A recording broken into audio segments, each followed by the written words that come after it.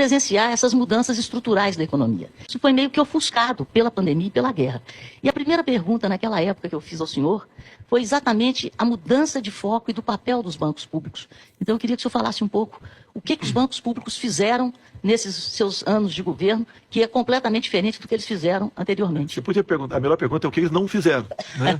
Porque você pode ver, como era a indicação do presidente e diretores do Banco do Brasil, Caixa Econômica, BNDES, tudo indicação política.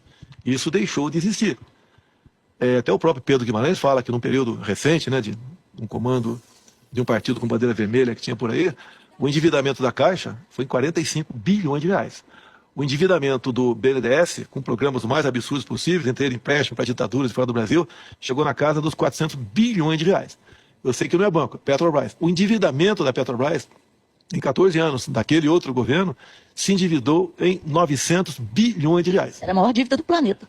Maior dívida do planeta. Né? Inclusive, esse montante daria para você fazer 60 vezes a transposição do Rio São Francisco. Então, você pode ver o que aconteceu no passado e o que acontece agora. Você pega as estatais como um todo. No passado dava prejuízo. Agora dão lucro. Né? Essa diferença está na casa de 140 bilhões de reais. Porque ainda tem uma dívida monstruosa lá dentro. A população vai ter que pagar essa dívida, que alguém vai ter que pagar essa dívida. Ela quebra. Seria a primeira petrolífera do mundo a quebrar, pelo que eu tenho conhecimento. A gente não tem conhecimento de petrolífera a quebrar. Mesmo aquelas pessimamente administradas. Mas aqui o PT conseguiu ir além. Fazer uma dívida, que você disse, é verdade. A maior dívida, vamos falar da galáxia, fica melhor, né? Esse é o trabalho, o jeito de ser do PT. Por que o PT deixou acontecer tudo isso aí? Em troca de apoio político. Então, a tal diretoria fica com um partido, outra com outro partido, a presença com outro. E o pessoal faz barbaridade. Um dia a conta chega. Muita gente metendo a mão, um dia a conta chega. Ou, por exemplo, aquele dinheiro no apartamento daquele deputado da Bahia, saiu de algum lugar. Aquilo parece que saiu da Caixa Econômica Federal. Você pode ver, quando você fala em fundo de pensão, o dos Correios, o Postales, comprou papéis de empresas venezuelanas. Comprou a dívida da Venezuela. Sim, é uma coisa, lógico que comprou a dívida.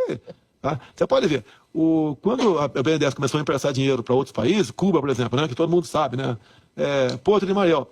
Mas quando você faz um empréstimo no banco, Rita, você que é economista, você tem que ter alguém para ser teu avalista, ou você dá algo, né, em garantia. O que Cuba deu em garantia para o Brasil? Charutos. Ou seja, se Cuba não pagar, como não pagou o empréstimo do BNDES, se nós quisermos, nós podemos pegar aí $1 bilhão em charuto. Imagine $1 bilhão. Nem Cuba tem isso tudo de charuto para entregar.